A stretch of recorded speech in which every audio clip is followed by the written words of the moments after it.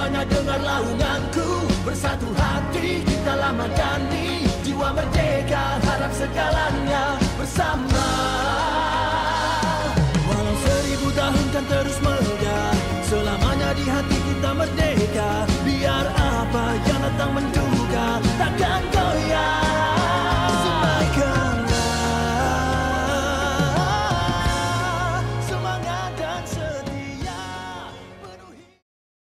Assalamualaikum warahmatullahi wabarakatuh dan salam sejahtera. Selamat datang saya ucapkan kepada anda semua ke podcast Varsity Madani siri pertama bertemakan mengupas fokus utama KPT. Baiklah, saya Nur Amira Aisyah binti Rashdan selaku moderator anda pada sesi kali ini. Podcast ini untuk pengetahuan semua, podcast ini bertujuan untuk membuka ruang wacana ilmiah dan perkongsian pandangan mengenai hala tuju kepimpinan serta pengurusan beramanah dalam konteks pendidikan tinggi selaras dengan aspirasi Malaysia Madani. Bagi mengupas tajuk kita yang penuh bermakna pada hari ini iaitu tunjang memimpin dengan hikmah, mengurus dengan amanah. Saya bawakan kepada anda dua panel yang bukan calang-calang orangnya. Di sebelah kiri saya, beliau merupakan pengarah bahagian komunikasi korporat UPSI yang berusaha, Profesor Dr. Muhammad Izzuan bin Shahril. Apa khabar Prof? Sihat hari ini? Baik, Alhamdulillah. Terima kasih kerana sudi meluangkan masa bersama saya dalam podcast Varsity Madani siri yang pertama pada hari ini. Baiklah, di sebelah kiri Prof, bukan kaling-kaling bak kata Datuk VC kita, bak kata naik Chancellor kita, bukan kaling-kaling pelajar UPSI ni. Saya ceritakan sikit latar belakang beliau.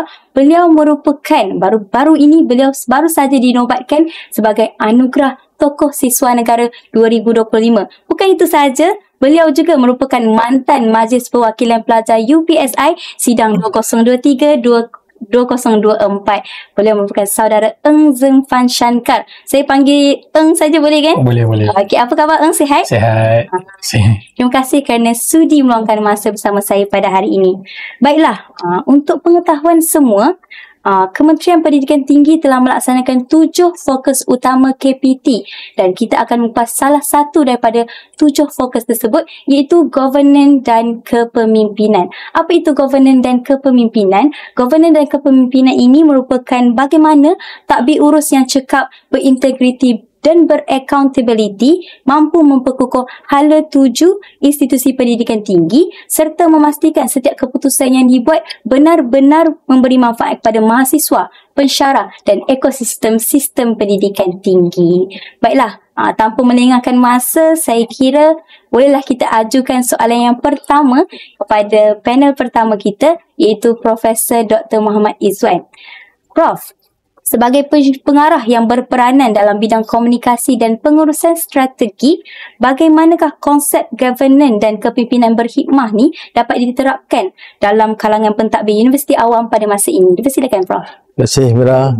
Hebat betul soalan ni Okey, bercakap tentang kepimpinan berhikmah ni, pada pandangan saya ada dua konsep utama, iaitu kepimpinan berasaskan ilmu.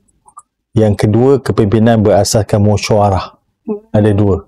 So, kalau kita lihat, pertama berilmu ini, semua orang boleh memimpin. Memang semua dilahirkan sebagai pemimpin. Kalau dia tidak memimpin organisasi pun, dia akan memimpin diri dia sendiri. Jadi, kepimpinan berasaskan ilmu sangat penting, yang mana kita faham ketua ataupun pemimpin ini, dia bukan hanya menjalankan amanah, tetapi dia dapat menggerakkan organisasi ke arah sesuatu perkara yang positif. Jadi yang saya maksudkan kepimpinan berdasarkan ilmu ini, bagaimana dia menggunakan ilmu yang ada dalam membuat timbang tara. Sebab dalam organisasi kepimpinan sudah semestinya tugas ketua bukan hanya mempengusikan mesyuarat, menjadi ketua, tetapi dia membuat keputusan. Ada isu, dia selesaikan masalah, dia buat keputusan dan dia memberikan satu idea-idea yang lebih baik bagi mencapai matlamat organisasi. Itu pertama berdasarkan kepimpinan berasaskan ilmu. Yang kedua, kepimpinan berasaskan musyawarah. Sudah semestinya, kalau dalam Islam sekalipun, kepimpinan berasaskan musyawarah ini sesuatu perkara yang penting, mestilah mendapat kesepakatan dalam organisasi. Jadi kita tidak boleh menilai, kadang-kadang pandangan orang bawahan itu memberikan satu gambaran ataupun idea yang lebih kreatif bagi mencapai ataupun menyelesaikan sesuatu isu. Kan? Saya bagi contoh, kalau kita lihat kisah Nabi SAW dengan isterinya, walaupun tahu hari ni nak masak apa, dia pun berbincang. Ini nak masak apa? Jadi ini dia berbincang, wah ini kita nak masak sekian-sekian. Jadi kalau kita ambil hikmah ataupun ibrah daripada rentetan kisah tersebut, maka kita faham bahawa sesuatu perkara akan dapat keberkatan, satu, keputusan yang bagus, holistik, yang boleh mempengaruhi sesuatu organisasi. Jadi gunakan mesyuarat sebagai platform bagi memberikan satu sumbang saran yang lebih baik, bagi memastikan organisasi dapat ditadbir dengan sempurna, dan yang paling penting dalam ruang lingkup yang harmoni. Baiklah, terima kasih Prof atas jawapan yang cukup membuka minda kita pada hari ini. Saya kira Saudara Eng sudah tidak sabar untuk saya bertanyakan soalan kepada beliau. Dah senyum-senyum dah tu kan? Okey, kita beralih kepada Saudara Eng. Sebagai seorang tokoh siswa negara dan mantan pemimpin pelajar, tapi masih memimpin, betul? Baru bergerak daripada PESCON kan? Okey. Bagaimana saudara melihat nilai hikmah dan amanah ini dapat diterapkan dalam kepemimpinan mahasiswa di institusi pengajian tinggi? Alright, terima kasih Amira. So, berkaitan dengan nilai hikmah maupun amanah, sudah tentu first, nilai hikmah adalah berkaitan dengan kebijaksanaan. Sebagai seorang pemimpin, kita bukan hanya menjadi seorang pemimpin yang mampu hanya bersuara, melontarkan pandangan dan sebagainya, tapi kebijaksanaan dalam memimpin itu sangat penting. Macam mana kita nak memastikan organisasi itu sentiasa bersatu, sentiasa menggerak ke arah satu visi ataupun matlamat yang jelas, dan fokus utama kita dalam kepimpinan itu pun sangat penting. Kita tidak mahu dalam kepimpinan ada yang tidak berpuas hati antara satu sama lain, ataupun ada ada pergaduhan ataupun sikap tidak puas hati antara satu sama lain. Itu sangat penting. That's why dalam satu kepimpinan tu, sebagai seorang YDP sampailah ke EXCO pun, kita perlu ada nilai rasa kebijaksanaan. Macam mana kita nak kontrol emosi. Kita senang cerita, kita katakan emosi intelligence, mana tempat yang kita boleh gunakan emosi, mana tempat kita, ruang yang kita boleh berbahas ataupun berdebat. Dan sudah tentu macam Prof kata tadi, sebagai mesyuarat pun tempat utama untuk kita berdebat. Kadang mesyuarat ini bukan untuk hadir untuk mendengar saja ataupun mendapatkan sesuatu, kerana mesyuarat adalah satu tempat untuk kita berujar atau untuk kita sama-sama fahami masalah apa yang dihadapi dalam organisasi untuk kita mencari solusi yang terbaik. Okey, seterusnya adalah berkaitan amanah. Amanah itu adalah tanggungjawab yang diberikan oleh, contoh kita kata, sudah tentu sebagai pemimpin kita adalah rakyat lah, sudah tentu mahasiswa ataupun pihak universiti dan sebagainya. So, sebagai seorang pemimpin kita kena ada sifat amanah terhadap diri kita. Macam mana kita nak menjalankan tanggungjawab untuk memastikan kebajikan terhadap semua golongan pihak di universiti ini diterima ataupun dimanfaatkan pada sesuatu. Sudah tentu amanah ini adalah sangat berat. Kadang saya menggunakan quotes, a leader is not macam yang kita kata, a leader will not be a leader will not be loved by everyone, tapi a leader will be respect by everyone. Maksudnya kadang menjadi seorang pemimpin ni, kita sudah tentu ada yang tak suka kita, dan sudah tentu mana-mana pemimpin pun ada pihak yang menyokong kita, ada pihak yang tidak menyokong kita. Tetapi apabila hasil yang disampaikan kepada golongan tertentu tu, sudah tentu itu adalah satu proses untuk penghormatan seseorang terhadap kita. Sudah tentu ia adalah satu padat dan jelas. Seorang pemimpin ni kita kena ada satu nilai hikmah dan juga amanah dalam diri kita. Okey, baiklah, terima kasih Saudara Eng. Saya cuba terjemahkan semula apa yang Saudara Eng cakap tadi. Pemimpin ini bukan sahaja disayangi oleh semua orang, malah dihormati oleh semua orang. Terima kasih Saudara Eng. Kita beralih kepada Profesor Doktor. Okey, ramai orang pernah dengar tentang istilah governance ni, tetapi masih ramai yang kurang jelas tentang apa maksud di sebalik bagaimana governance ni diamalkan dalam konteks pendidikan. Dalam sebuah organisasi, governance ni sering dikaitkan dengan prinsip ketelusan, tanggungjawab, integriti. Jadi bagaimana sebenarnya governance ni boleh membantu untuk membentuk seseorang pemimpin yang berkesan dan juga beretika? Okey, hebat-hebat soalannya kan. Tinggi. Okey.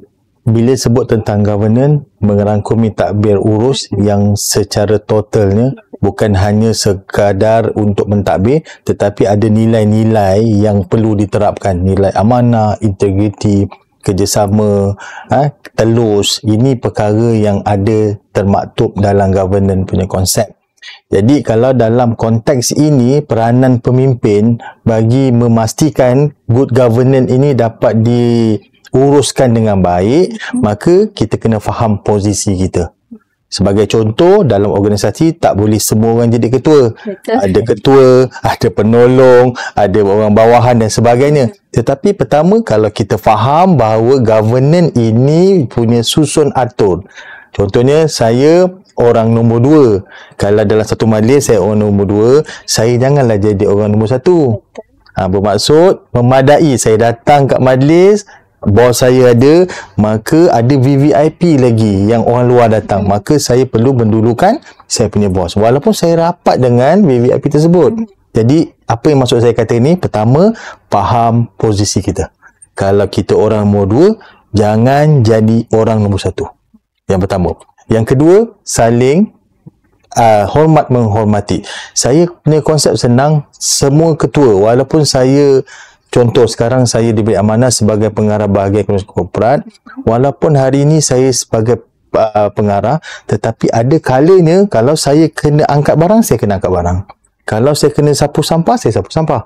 Kalau saya kena susun meja, saya kena susun meja. Bermaksud, kita tidak boleh sentiasa berada ke atas, yang mana kita ketua sebagai pemudah acara dan respect kepada kepakaran. Contoh, macam Mira sebagai moderator dalam hal ni. Dia memang hebat dalam moderator. Dalam hal ni, saya kena respect dia sebab dia kena pegang, dia kena memahami apa yang saya nak cakap, apa yang nak cakap, dan dia kena buat kupasan. Jadi kalau kita faham keadaan itu, ataupun saya namakan sebagai empati, maka kita akan jadi kerja dengan harmoni dan yang paling penting profesional. Yang kedua yang saya nak masukkan tadi adalah profesional. Pertama, faham posisi kita. Yang kedua, menghormati kita punya posisi. Dan yang ketiga adalah apa tadi? Profesional. Sebut profesional ini senang je. Macam mana profesional? Profesional buat tugas ataupun apa yang diamanahkan oleh kita dalam ruang lingkup kita. Itu dulu. Bila dah sempurna, barulah kita boleh meringankan tulang kita. Contohnya, kerja saya dah siap. Ada apa-apa lagi tak yang saya nak boleh bantu? Jadi, kita selesaikan kita punya dengan sempurna, baru kita bantu orang. Tetapi kadang-kadang kalau kita pernah nampak kawan-kawan ni, kerja dia pun tak siap, dia pun nak volunteer. Volunteer lah dan sebagainya kan. Kita tengok pun kita rasa pelik.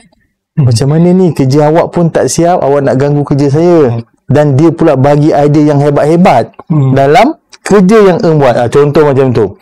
Jadi 3 perkara yang saya nampak untuk good governance ni. Pertama tadi apa? Faham posisi. Kedua, hormat menghormati dari semua aspek, dari segi organisasi yang ada, positionnya. Dan yang ketiga adalah profesional dalam tugas, supaya apa yang kita laksanakan dapat dilaksanakan dengan secara harmoni dan organisasi kita akan jadi lebih matang dan lebih kerja dengan baik. Itu yang saya sampaikan. Baiklah, terima kasih Prof. 3 konsep yang Prof nyatakan sebentar tadi boleh diguna pakailah oleh semua orang untuk memastikan sesuatu organisasi tu berjalan dengan lancar tanpa mengguris hati mana-mana pihak, orang kata. Okey, baiklah. Saya tak tanya soalan pada semula. Saudara, dari perspektif mahasiswa sendiri, sejauh manakah pelajar-pelajar ni benar-benar faham dan terlibat dalam aspek governance university? Okay, kalau tanya saya first adalah berkaitan governance, macam Prof kata tadi, adalah berkaitan dengan tabir urus dan sebagainya, dan saya sudah sentuh di dalam UPSI itu sendiri. Dalam konteks UPSI itu sendiri, saya percaya sebagai wakil mahasiswa, iaitu Majlis Perwakilan Pelajar ataupun MMK, sebenarnya banyak suara ataupun platform dah diberikan kepada kita. Daripada MPP itu sendiri telah dilantik sebagai salah satu jawatankuasa Senate, YDP, dan juga jawatankuasa mesyuarat HEPA ataupun jawatankuasa aktiviti pelajar dan sebagainya. Berbagai platform dah dilantik kepada wakil suara mahasiswa untuk diangkat ke peringkat yang lebih tinggi. Sudah tentu ia adalah satu inisiatif lah daripada universiti itu sendiri untuk mendengar keluhan-keluhan ataupun masalah yang dihadapi oleh mahasiswa itu sendiri untuk mencari satu penyelesaian bersama. Dan cuba yang saya lihat sekarang adalah berkaitan dengan literasi, berkaitan dengan governance di kalangan mahasiswa. So tentu kadang saya melihat di mana governance ni kadang orang faham, sudah tentu salah satunya mahasiswa faham benda tu mudah untuk didapat, tetapi mereka tidak faham sesuatu benda nak didapat tu dia adalah satu perjalanan yang panjang sebenarnya. Saya sendiri melihat apabila menjadi seorang pemimpin ni nak menuntut sesuatu, kalau kita katalah nak menuntut sesuatu yang kita kata nak membenefitkan kepada mahasiswa, sudah tentu ia kena masuk mesyuarat berperingkat satu bersatu, dan setiap peringkat dia melibatkan akta-akta tertentu. Kita harus melihat kepada akta college, universiti, AUKU, kita kena melihat kepada akta. So tentu dalam perjalanan kita lihat sendiri macam perjalanan pemindahan AUKU itu sendiri mengambil masa hingga 3 hingga 5 tahun untuk pemindahan AUKU dari segi otonomi kewangan, dari segi pelbagai yang diterapkan oleh KPT itu sendiri. Ia mengambil masa yang panjang. Sudah tentu apabila hasilnya di sebalik proses panjang itu adalah sebenarnya memperkasakan mahasiswa dan memberikan suatu ruang untuk mahasiswa menggunakan otonomi maupun platform untuk mahasiswa menyuarakan. Tapi sudah tentu mahasiswa, jagalah adab kita, jagalah sifat diri kita. Saya selalu, kalau mahasiswa ingin bersuara, saya kata bukan salah kita tidak boleh bersuara. Sesuatu pendapat ataupun hujah yang disampaikan itu baik, cuma cara penyampaian adalah kita harus menjadi seorang mahasiswa yang beradab. Cara penyampaian, cuba kita lihat di perspektif dimensi yang lain.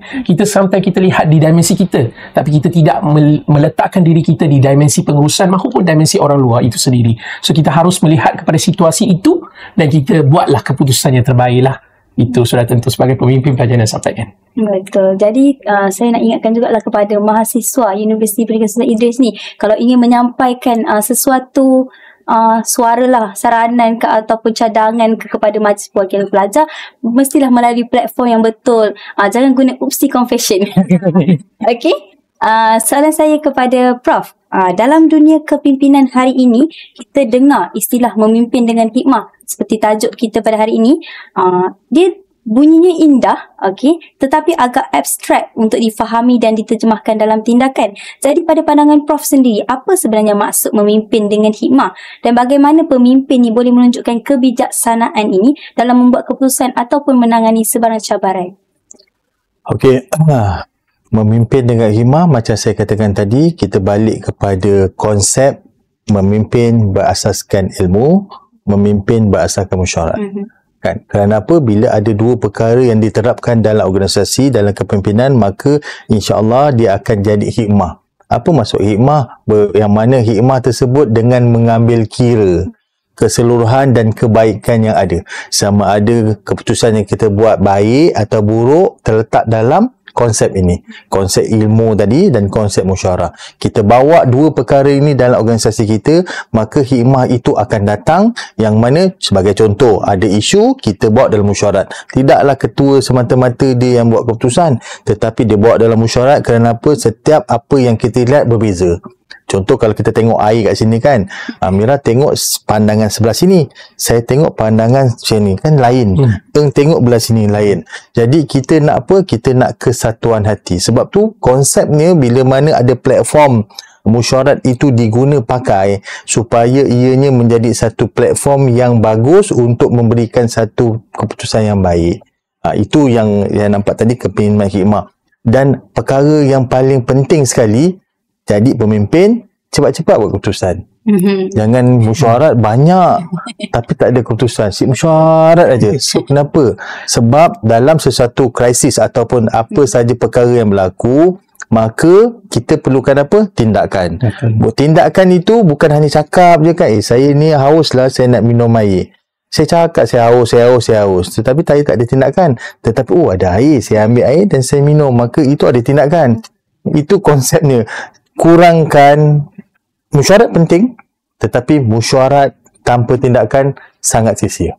Sebab dah ada keberkatan, dah ada kesatuan di situ, tetapi kita tak boleh buat tindakan, masalah. Jadi hikmah memikirkan baik buruk, hikmah dalam membuat keputusan, hikmah dalam membuat timbang tara, hikmah dalam memberikan inisiatif yang mana yang terbaik. Sebagai contoh, kalau dalam ruang lingkup kolej lah kan memandangkan kolej, katalah kolej Harun Aminul Rashid kan, nak cuti. So bila nak cuti, apa yang perlu kita lihat? Contohnya pelajar-pelajar penghuni, kat mana dia nak simpan beg contoh. Tu isu dia kan. Dia nak keluarkan ke, nak masuk dalam kotak ke, nak tinggal kat mana. Nampak? Isu ada kat situ. Tetapi bila kita mesyuarat, masing-masing ada angle dia yang dilihat macam mana. Contoh Mira nampak cawan ni belah sini, saya nampak sini, nampak sini. Jadi masing-masing akan mengeluarkan satu best solution yang mana ianya dapat memberikan kesan yang bagus. So, balik kepada dua perkara. Memimpin berasaskan ilmu, memimpin berasaskan mesyuarat bagi memastikan hikmah dalam kepimpinan itu dapat dilihat. Pentingnya ilmu dan juga mesyuarat tu, sebab kita dalam sebuah organisasi ni macam Prof katakan sebentar tadi, ada peringkat atasan dan juga peringkat bawahan. Kita perlu mendengar semua suara-suara tersebut agar satu solusi bersama itu dapat dicapai. Baiklah, soalan ini kepada saudara Eng sebagai pemimpin muda. Kita tahu Malaysia Madani mempunyai 6 nilai, iaitu kemampanan, ihsan, hormat, kerjasama, keyakinan, kesejahteraan dan juga daya cipta. Pada pendapat Eng sendiri sebagai pemimpin, apakah nilai Madani yang paling penting untuk mahasiswa tanam dalam diri mereka? Okey. Kalau tadi pandangan saya tu sudah tentu dua lah. Saya boleh diletakkan dua nilai tu dikena sama rata lah. Satu adalah berkaitan dengan hormat, kedua adalah berkaitan dengan ihsan. Kalau kita kata hormat ialah di dalam satu organisasi yang saya boleh dikatakan idola seperti Prof Izzuan sebagai penasihat MPP itu sendiri, Prof Izzuan selalu beritahu kami itu kita nak jadi pemimpin ni, kita bukan hanya memimpin orang, tapi kita haruslah dipimpin. Kerana untuk menjadi seorang pemimpin, kita kena sanggup mendengar pandangan orang lain dari berbagai sudut perspektif. Kita bukan sentiasa kita tu betul ataupun bukan sentiasa orang tu salah, tapi kita harus melihat kepada pandangan atau hujah yang diberikan oleh orang lain untuk tambah baik. Kerana kadang kita rasa apa yang kita laksanakan mungkin ada kelompongan yang boleh dibaiki ataupun ditambah baik dari segi pandangan orang lain. So itulah salah satunya lah. So kita harus hormat. Kedua adalah respect each other when dalam organisasi itu sendiri. Kerana hormat tu bukan bererti kita kadang saya kata hormat tu, marah tu bukan kira tak hormat. Kadang tu marah adalah untuk kita nak rasakan supaya kita menasihati dia untuk lebih baik. Cuma hormat tu adalah kita melihat macam Prof kata tadi, apabila sesuatu organisasi kita duduk di jawatan tinggi, kalau saya terapkan di dalam MPP, saya kata kita jangan bezakan antara MT dengan Exco ataupun antara satu jawatan yang tertinggi dengan jawatan yang bawah, kerana semua adalah pemimpin. Jawatan bukan untuk membezakan antara pangkat ataupun darjat, tapi jawatan hanya untuk membezakan siapa yang akan menjalankan fungsi ataupun jawatan untuk memimpin satu organisasi. So tentu di dalam sesuatu program ke apa ke, kita harus bersatu bergerak seiring lah. Itu salah satunya, itu kerana hormat. Kedua adalah berkaitan dengan ihsan. Kalau kita kata ihsan, macam baru-baru ni saya baru lepas semalam daripada parlimen, tajuk parlimen pun semalam berkaitan dengan Backbenchers Club dan berbahaskan ke mana leading with empathy. Macam mana kita nak excellent with leading with empathy. Menjadi seorang pemimpin ni kita kena menjiwai sesuatu insan tu semasa kita kata empathy ataupun kita kata macam mana kita letak diri kita di sudut pandangan orang lain. Macam mana kata kita lah, contoh kita ada kebajikan mahasiswa. Contohlah saya kata di pandangan MPP itu sendiri, apabila kita melihat cuti, kita kata cuti perayaan ni, sudah tentu first dulunya kita selalu mohon cuti untuk hari raya, Deepawali, tahun baru Cina, tapi kita tidak pandang kepada kaum-kaum yang minoriti, contoh yang Kristian ke, kaum macam Iban ke ni sebagainya. Apabila menjadi seorang MPP ni, kita fikir balik, kita harus melihat ataupun kita hormat ihsan kepada setiap, tak kisahlah minoriti atau kita buatlah surat permohonan dan kita bahas dalam parlimen, yang kita bawa lulus di dalam benda tu, yang kita bawa di peringkat Senate dan lulus, dan sudah tentu hari ini setiap perkauman di dalam universiti itu sendiri telah merasai suasana cuti semasa perayaan. So kita menghargai, itu adalah semangat ihsan ataupun kebajikan-kebajikan yang disalurkan melalui pemimpin mahasiswa. Macam mana ketika banjir, UPSI melalui tim rescue, melalui tim Majlis Perwakilan Pelajar ataupun mahasiswa kolej dan pelbagai persatuan yang menjalankan fungsi ataupun program-program yang untuk membantu masyarakat bersamalah. Sudah tentu dua konsep hormat dan juga ihsan itu sangat penting di dalam suatu organisasi sebagai seorang pemimpin pelajar itu sendiri. Bukan sahaja pemimpin yang perlu mempunyai nilai ihsan dan juga hormat ni, tetapi mahasiswa sendiri perlu ada. Sebab kita dalam diri mahasiswa ni semua ada bakat kepimpinan, namun mereka saja tidak tahu cara untuk menonjolkan bakat tersebut. Betul? Okey, baiklah. Soalan saya masih kepada saudara Eng. Sepanjang pelibatan Eng dalam kepimpinan pelajar, apakah cabaran yang paling besar yang menguji nilai amanah dan juga nilai integriti saudara? Okay, soalan ni sangat berat sebenarnya. Okay, so kalau ditanya berkaitan dengan sepanjang kepimpinan, saya rasa saya sudah hampir 15 tahun dalam kepimpinan. Wow. Dari segi bangku tadika lagi saya ingat, saya jadi ketua kelas sampai ke peringkat sekolah jadi pengawas, ketua pengawas, jadi presiden kelas, macam-macam. Lepas tu di peringkat degree pun sama, jadi di peringkat diploma pun jadi majlis perwakilan pelajar dan sebagainya. So tentu setiap tahun ataupun setiap siri sebagai seorang pemimpin ni sudah tentu dia ada banyak sangat cabaran, tetapi macam Datuk kata itu sendiri, jangan ambil masalah itu sebagai satu masalah, tetapi ambil masalah sebagai satu ruang untuk tambah baik diri kita. Dan sudah tentu saya percaya kadang cabaran tu adalah di mana situasi yang meletakkan kita di dalam suasana yang kita kata terlalu berat untuk mengambil keputusan, tetapi dia bukan bererti tidak ada solusi untuk keluar daripada suasana tersebut. Kita harus duduk berfikir dengan wajar ataupun berfikir bersama dengan kumpulan untuk mencari satu solusi yang terbaik. Kadang solusinya bukan terdiri daripada diri kita, tetapi daripada pandangan orang lain, ataupun kita tanyalah kepada orang lain apa yang kita boleh buat untuk kita keluar daripada suasana lah. So tentu cabaran ni sentiasa menjadi seorang pemimpin, cabaran tu akan ada. Betul. Dan kalau kata-kata orang tu memang sakit, kadang kata-kata orang tu memang sakit, tetapi kadang kata-kata orang tu sebenarnya adalah satu penguat semangat kita untuk terus memimpin, untuk kita terus menjadi untuk kita terus membuat sesuatu yang terbaik. Dan saya sudah tentu satulah yang saya nak cakap dengan mahasiswa sekalian ataupun pemimpin-pemimpin, jangan takut untuk gagal. Kerana kegagalan bukan untuk membuktikan kita itu tidak mampu, tapi kegagalan untuk bangkit, untuk membuktikan bahawa kita mampu bangkit untuk terus berjuang untuk menjadi seorang yang berjaya.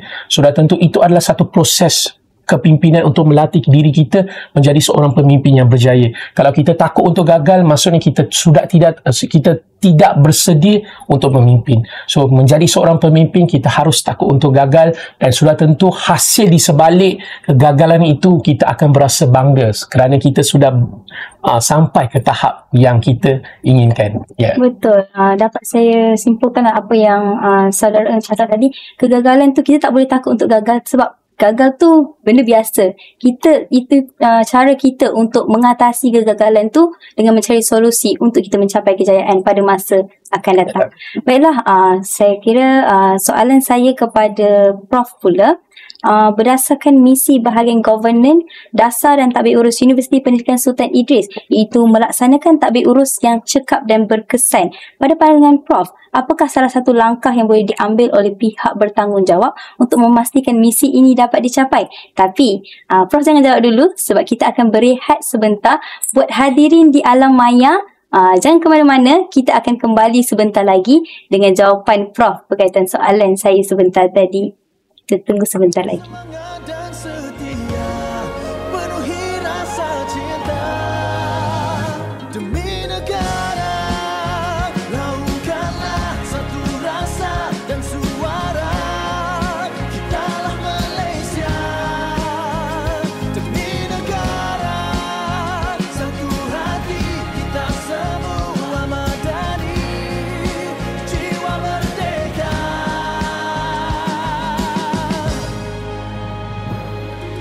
Semuanya dengarlah undanganku, bersatu hati kita lah madani, jiwa merdeka, harap segalanya bersama.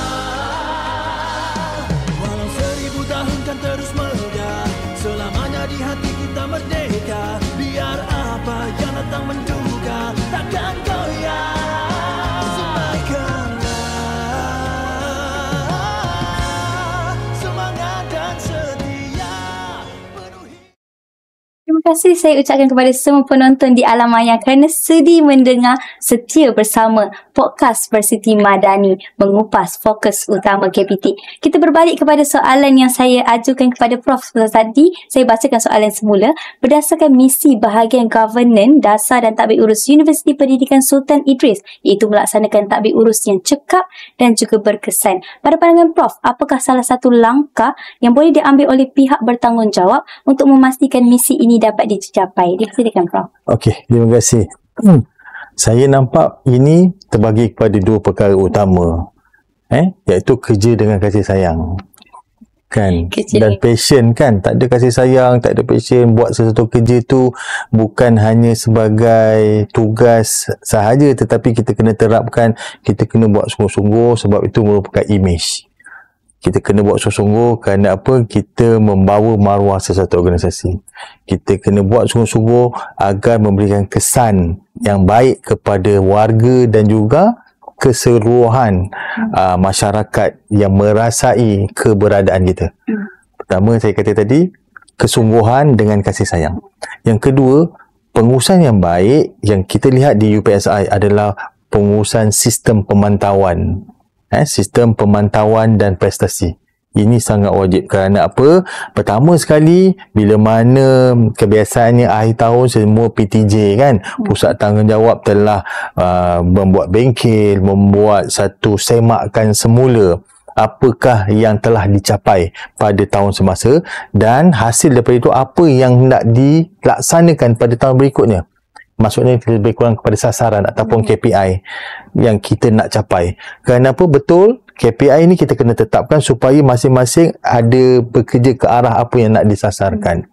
Jadi, maksud saya tadi, sistem pemantauan yang berkesan ini ataupun yang dibuat secara berkala sangat penting supaya kita tahu. Contoh dalam aspek keuangan, dari segi penjanaan keuangan. Okey, katalah kita menyasarkan tahun 2026 sebanyak 3 juta sebagai contoh.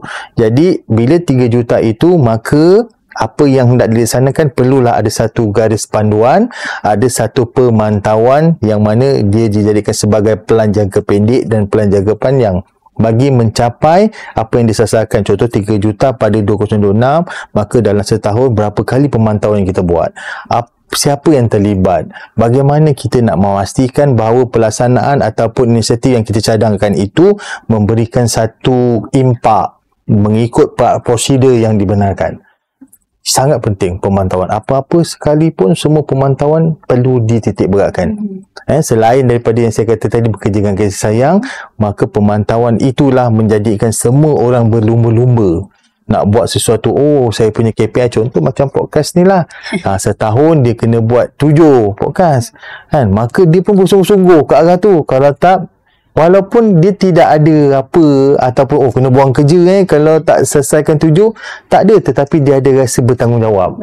Kan? Sebab kita telah setkan KPI kita apa. Sebab tu dalam satu organisasi, kalau dalam konteks UPSI, pemantauan yang dilaksanakan di UPSI, kita buat kepada 4 suku. Setahun ada 4 suku. Suku pertama capai ke tak, berapa persen kita capai. Suku kedua berapa persen. Suku ketiga dan suku keempat, baru kita dapat tengok performance kita, apa yang kita sasarkan, adakah dia mencapai matlamat yang dihasratkan. Dan dalam masa yang sama, yang paling bagus adalah bila kita lihat pencapaian ataupun laporan berkaitan dengan suku itu setiap tahun, suku pertama, suku dua, suku tiga, keempat, maka kita dapat memberi feedback. Ini sangat penting. Contoh, dalam suku kedua, maka sebetulnya kita dah mencapai 50%, tetapi kita tak capai 50%. Kat situ ada maklum balas yang perlu kita tambah baik. Tetapi bila kita dah capai, suku kedua je kita dah capai target kita. Jadi ada sesuatu yang bagus. Maksudnya praktis kita, inisiatif yang kita laksanakan berhasil. Dan sebenarnya dia memberi signal kepada kita bahawa tahun 2026 maka kita perlu tingkatkan. Kenapa? Sebab kita lihat suku kedua seharusnya 50% telah mencapai atau melebihi perkara ni. Kenapa? Jangan takut untuk bermimpi. Selalunya macam tu lah kan. Senang je. UPSI tahun 2030 perlu mencapai top 100 in education. Jadi sekarang semua berlumba-lumba. Sekarang kita berapa? Dah 100 berapa? 56. 156 contoh kan. So sekarang tahun 2025.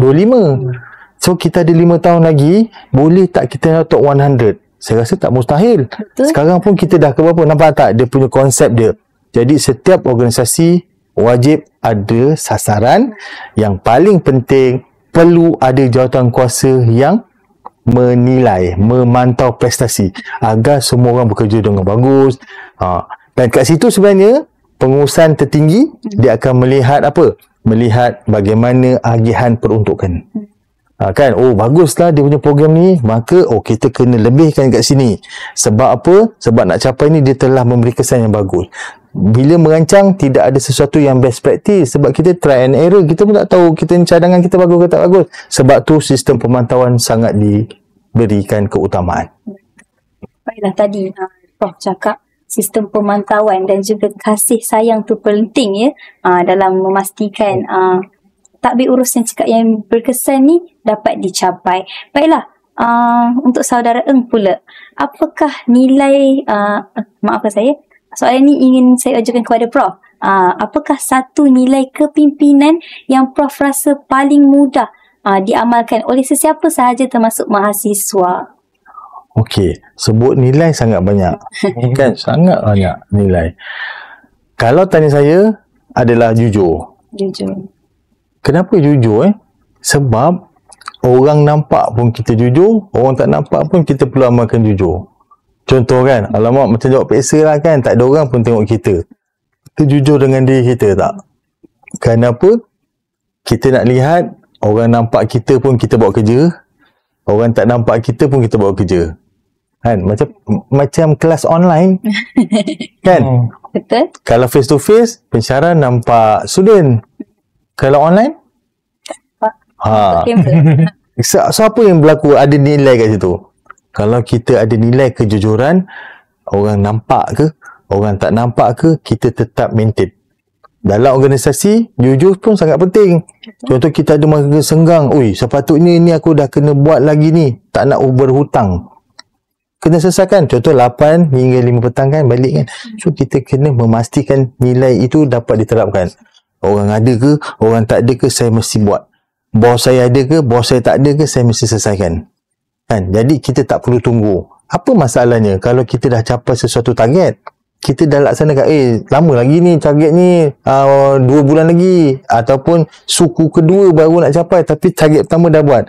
Ada masalah ke kalau kita nak terlalu cepat? Tak ada masalah. Yang penting apa? Macam saya, bekerjalah dengan jiwa. Dan yang paling penting, kejujuran sangat penting dalam organisasi. Itu daripada pandangan saya. Orang nampak kita buat, orang tak nampak lagi dan lagi, seharusnya kita kena ada momentum yang sama. Nilai kejujuran itu sangat penting yang perlu diterapkan dalam diri mahasiswa. Terutama sekali bukan saja mahasiswa, bakal pemimpin pun perlu ada nilai kejujuran ni.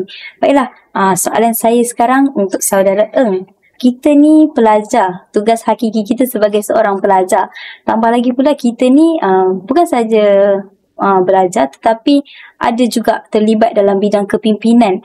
Apakah, bagaimanakah saudara Eng ni menguruskan masa antara pelajaran dan juga tanggungjawab kepimpinan, memandangkan untuk pengetahuan semua, saudara Eng ni akan bergraduasi tidak lama lagi pada hari Isnin ini. Jadi bolehkan kongsikan macam mana pengurusan masa di antara belajar dan juga kepimpinan itu sendiri. Boleh ambil dah. So saya rasa soalan ni sebenarnya satu soalan yang hot. Selalu ni orang tanya saya. Memang ada pernah orang tu dia sembang, pagi dia sembang dekat saya, tapi tengah hari dia nampak saya dah ke Thailand dah. Dia dah nampak posting saya. Dia kata, macam mana engkau boleh terbang? Gitu kan. Tapi bukan itu. Sebenarnya cara tips lah senang untuk saya adalah fokus dalam kelas. Saya ni bukan jenis yang rajin balik rumah nak buka buku belajar, memang tak ada. Sebab saya ni memang jiwa kepimpinan, sudah tentu macam Prof kata, passion. Saya memang passion dalam kepimpinan, kesukaran. Dua bidang yang saya minat adalah dua bidang ni. Tak kisah zaman sekolah ke sampai zaman sekarang ni, memang bidang kepimpinan adalah bidang kegemaran saya. Kalau saya tak libat dalam bidang kepimpinan, saya rasa nak gila gitulah. So, cuma saya nak bezakan diri kita adalah it's all about ourselves. That's why saya say, always saya beritahu kepada mahasiswa, kita yang letakkan diri kita di mana yang kita mahu berada. Nak tentukan kita nak berjaya pun diri kita, nak tentukan ke arah mana yang kita nak pergi pun diri kita, nak tentukan kegagalan kita pun diri kita, semua adalah berkaitan dengan diri kita. So it's all about how you manage your time. So kalau kata anda rasa nak menjadi seorang pemimpin yang kata pemimpin yang aktif, nak melibatkan diri dalam pelbagai platform dan sebagainya, at the same time nak mencapai akademik yang bagus, anda haruslah rajin, haruskan bezakan masa antara ni. Sudah tentu kadang kita faham menjadi seorang pemimpin ni kita kesuntukan masa, tapi itu bukan sebagai seorang alasan. Saya selalu terapkan kepada MPP maupun kepimpinan-kepimpinan lain, saya kata jangan salahkan organisasi di sebalik kesalahan anda kerana anda menjadi seorang pemimpin, kerana tiada siapa pun memaksa anda untuk menjadi seorang pemimpin tanpa persetujuan anda. Faham tak? So yang menentukan menjadi seorang pemimpin adalah kamu yang sungguh dan menjadi pemimpin, dan orang lain hanya menyokong ataupun support terhadap anda untuk menjadi seorang pemimpin. So it's all about macam mana kamu nak letakkan diri anda, at the same time you manage your time. Bahagikan, contoh pagi kita fokus kepada sesi pembelajaran, petang kita fokus kepada MPP, malam kepada tu. Itulah cara saya bezakan masa saya. Dan sudah tentu kalau tanya saya, memang sehari 24 jam memang tak cukup lah. Kadang kita sebagai MPP ataupun saya faham macam MMK kan, kita tidur pukul 2-3 pagi, lepas tu next day bangun pukul 6 pagi nak pergi kepada kelas dan sebagainya. Dan kalau tanya saya, ia adalah satu proses sebenarnya pembinaan karakter itu sendiri juga. Kerana kita sebagai seorang pemimpin ni, I always say to mahasiswa, 4 tahun je kita akan berada di dalam dunia mahasiswa ataupun dunia sebagai seorang, membentuk kita sebagai karakter kepimpinan ataupun holistik itu sendiri. Kalau kita rugikan 4 tahun untuk mengamalkan 3K, katil, kuliah dan juga kafe kan, kita akan rugikan segala peluang yang ada. So tentu kalau kamu pergi ke dunia pekerjaan itu sendiri sekarang, dia bukan mahu melihat kepada akademik yang kamu kata bijak, pandai dan boleh bercakap secara berilmu, tetapi dia mahu lihat anda ada kemahiran yang selain daripada akademik. Tapi saya tak salahkan akademik itu tak penting, kerana akademik itu adalah asas, tetapi dia mahu lihat di mana kita sebagai mahasiswa ni ada added value. Ada added value, kita katalah life skill, ada soft skill, ada hard skill, ada smart skill, ada pelbagai skill yang ada pada diri kita yang kita mampu tunjulkan di luar sana nanti. Betul. Belajar itu penting, tetapi kemahiran itu juga penting untuk kita aplikasikan. Contoh kita ni sebagai universiti pendidikan, kita perlulah orang kata menyeimbangkan antara akademik dan juga kepimpinan dalam diri kita, sebab kita pun akan mendidik mereka berdasarkan kemahiran-kemahiran yang kita ada. Betul? Baiklah, soalan saya ni kepada saudara Eng, saya nak tanya, sebagai tokoh siswa negara, apakah pesanan, ini adalah pesanan daripada seorang abang, kita anggap daripada seorang abang kepada adik-adik mahasiswa-mahasiswa di luar sana lah, pesanan untuk mahasiswa yang ingin menjadi pemimpin yang bijak dan juga beramanah. Okay, so mungkin soalan ni sebenarnya sangat berat juga untuk saya, tapi I will rangkupkan benda tu dalam message yang sangat ringkas dan padat. First adalah ikhlas. Menjadi seorang pemimpin kita harus ikhlas. Kita tidak boleh mengharapkan sebarang ganjaran di sebalik tanggungjawab itu kita sendiri. Dan sudah tentu di dalam setiap perjalanan saya pun, tujuan saya adalah untuk membantu seseorang, untuk membantu pelajar, membantu pengurusan, membantu UPSI, tak kisahlah membantu orang awam dan sebagainya. Kita harus ikhlas. Dan sudah tentu kita harus percaya kepada diri kita, sesuatu yang terbaik akan ada hikmah di sebalik apa yang kita lakukan. Kalau kita ni nak kejar jawatan saja semata-mata ni, dia sebenarnya tidak. Kalau tanya saya, populariti, kamu kalau nak kejar populariti ataupun jawatan, itu sebenarnya akan kamu akan jatuh di sebalik apa yang kamu kehendak sebenarnya. Kadang kita faham pemimpin ni dia nak menjadi seorang yang terkenal, pemimpin dia nak jadi seorang yang kita kata orang yang dia sanjung tinggi dan sebagainya. Tapi kita harus faham kepimpinan ni itu adalah satu amanah yang akan dipersoalkan nanti oleh siapa pun nanti. Kita katakan senang cerita kita Tuhan dan sebagainya.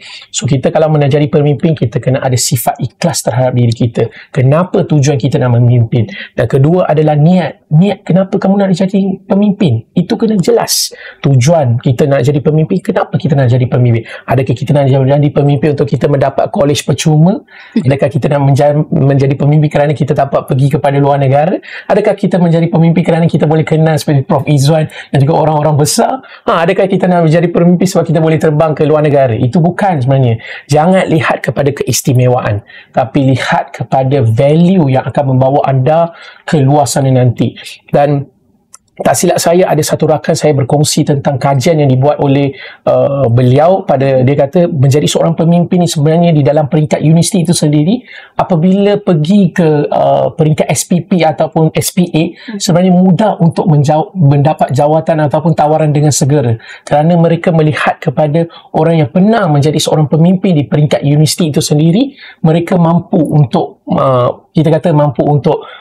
lulus interview ataupun keluar sana nanti, dia orang mampu handle situasi apabila di alam persekolahan maupun di peringkat industri nantilah. Sebab tentu ia merupakan satu kita kata nak jadi pemimpin itu sendiri, itu adalah satu sebenarnya pencapaian sudah tentu yang harus kita lihat. Jangan kejar keistimewaan, tetapi kita harus kejar apa yang tujuan asal kita nak menjadi seorang pemimpin itu sendiri.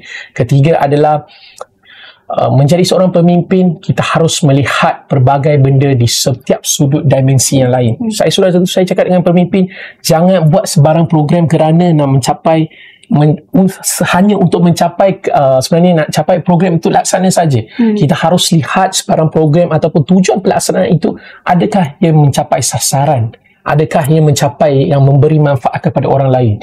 Sudah tentu saya nak kongsikan sedikit je. Ada satu persatuan datang jumpa saya, dia kata dia nak buat program kutipan sampah di Melaka. Tapi saya tanya, kenapa kamu nak buat program kutipan sampah di Melaka? Padahal kutip sampah depan UPSI ni saya boleh bagi dana. Kenapa nak pergi sampai Melaka? Tapi saya faham tujuan asal mungkin nak berjalan ke Melaka. Tapi saya kata, apa kita fikir sebagai seorang mahasiswa yang kita kata hari ni Perdana Menteri kata mahasiswa kita berdaya saing, mampu berfikir luas dan sebagainya. Festival idea pun Perdana Menteri kata mahasiswa hari ini sangat bijak. Kita harus fikir apa yang kita boleh buat untuk memastikan, contoh kita wujudkan sistem sampah di tempat yang kita nak buat program itu sendiri. Kita harus melihat kepada situ, apakah impak di sebalik pelaksanaan itu sendirilah. So tentu ia salah satunya. Dan akhir kata, macam saya kata tadi, jangan takut untuk gagal, kerana saya percaya di dalam semua kepimpinan, tak kisah Perdana Menteri, Datuk Seri Zain Hamidi Timbalan Perdana Menteri, macam Prof. Izzuan sendiri pun dulu sebagai YDP MPP UPSI juga. So semua pemimpin, Datuk visi sendiri, semua adalah proses pengajaran kita, proses kita untuk menjadi seorang pemimpin ni. Sudah tentu kita pernah lalui pelbagai cabaran, pelbagai dugaan dan juga pelbagai kegemilangan itu sendiri. Dan setiap orang pernah lalui sebagai sifat seorang pemimpin yang dulunya cuma angkat barang, tetapi hari ini menjadi seorang pemimpin yang gah. Tapi kalau anda nak sampai ke tahap itu, sudah tentu anda harus berusaha dari segi hari ini. Dari hari ini. Itu saja dari saya. Baiklah, itu dia pesanan yang cukup orang kata menyentuh hati saya juga lah kan. Boleh dijadikan penguat semangat untuk saya yang berbaki 2 tahun saja lagi di UPSI ni. Okey, baiklah. Untuk Prof juga, adakah sedikit pesanan kepada pemimpin-pemimpin di luar sana agar mereka dapat melaksanakan tanggungjawab mereka ni sesuai dengan tajuk kita juga, memimpin dengan hikmah dan juga mengurus dengan amanah? Pesanan Prof kepada pemimpin luar sana. Okey, baik. Personal untuk saya, kita bantu orang, Allah Ta'ala bantu kita. Kan? You join satu organisasi, buat sesuatu kebaikan, Allah Ta'ala akan bagi lebih baik kebaikannya. Saya niat macam tu. Kan? Sebab tu hari-hari jangan lupa niat. Buat sesuatu perkara, contohlah ini Mira jadi moderator, janganlah lupa niat. Ya Allah, kalau ada kebaikan yang saya buat, mudahkanlah saya belajar. Kan, mungkin kita ada mak kita sakit, ayah kita sakit kan. Kalau ada kebaikan yang saya buat dalam join aktiviti ni, maka berilah kesembuhan. Sebab kita dah buat kebaikan dah ni. Tetapi niat tu kena ada. Kerana apa? Semua perkara bergantung pada niat kan. Tadi yang pun cakap apa niat kita. Jadi saya setiap kali saya buat, orang minta bantuan dan sebagainya, saya akan niat, Allah kalau ada kebaikan yang saya buat ni, kemudahkanlah urusan saya, mudahkanlah urusan anak saya, mudahlah urusan isteri saya. Ini perkara dia. Buat sesuatu perkara, jangan lupa niat. Satu. Yang kedua, kekalkan diri kita ni sentiasa nak belajar. Kan? Kalaulah orang tegur kita jadi pemimpin, dia jangan cepat melata. orang tegur kita, so ambil dia secara positif. Contohnya, orang cakap, Mira jangan pergi depan depan tu ada longkang. Mira hati-hati, depan tu ada longkang. Apa agaknya Mira cakap? Mestilah cakap, kadang-kadang suka hati aku lah, aku nak cakap gitu ke? Atau orang cakap, terima kasih kerana ingatkan saya. Jadi cuba kita jadikan positif bahawa orang tegur kita tu ada sesuatu yang nak mengingatkan kita. Kalau kita ambil pot sangat perkara tu, maka terlalu semalam kalau kita tengok terlalu overthinking sangat, kita pun akan tak ke mana. Okey, dan yang ketiga, untuk diri kita sendiri, ingat kalau misalnya sesuatu yang kita buat tu ada kebaikan, bahawa sebenarnya bukan untuk kita saja, tetapi kita adalah bersama. Saya risau dalam organisasi ni, bila kita buat kebaikan, maka kita akan rasa itu adalah kita punya inisiatif. Sedangkan kita dalam organisasi. So, dalam organisasi ni yang penting. Contoh, kalau saya jadi YDP tahun 2006, saya jadi YDP bukan disebabkan saya, tapi saya telah pijak kawan-kawan saya. Bukanlah pijak realiti dia tu. Maksudnya kawan-kawan saya yang mengangkat saya, berkempen untuk saya, tampal poster, tampal dan sebagainya. Bahawa saya naik atas sokongan, atas suara, atas kepercayaan, atas perit jerih kawan-kawan yang lain. So, kalau kita ada perkara macam ni, bahawa kita buat satu, dapat dia berjaya, kita ingat bahawa ini adalah kejayaan bersama. So itu saja yang saya dapat kongsikan. Pesan Prof tu kita boleh gunakan bukan saja kepada pemimpin di luar sana, malah kepada mahasiswa dan mahasiswi di universiti di Malaysia ini. Baiklah, sebagai penutup, sebagai akhir bicara saya, dapat saya rumuskan bahawa perbincangan kita pada hari ini membuka ruang renungan tentang makna sebenar kepimpinan dalam konteks universiti dan juga masyarakat. Kepimpinan ni bukan hanya soal kuasa, bukan hanya soal keputusan, tetapi soal amanah, integriti dan juga hikmah dalam setiap tindakan kita. Apabila governance ni diamalkan dan dengan telus, dan nilai madani ini kita terapkan sebagai panduan hidup, pemimpin ni bukan sahaja mampu bentadbir dengan baik, tetapi membina kepercayaan, keharmonian dan juga kesejahteraan bersama. Baiklah, kepimpinan yang sejati bukan diukur pada pangkat, tetapi pada kesan yang baik yang kita akan tinggalkan dalam hati manusia lain. Sekian sahaja podcast kita pada hari ini. Semoga setiap perkongsian pada hari ini menjadi inspirasi untuk kita melangkah sebagai mahasiswa berjiwa madani. Sekian, wabillahi taufiq wa hidayah. Wassalamualaikum warahmatullahi wabarakatuh. Sampai jumpa di sesi podcast yang seterusnya.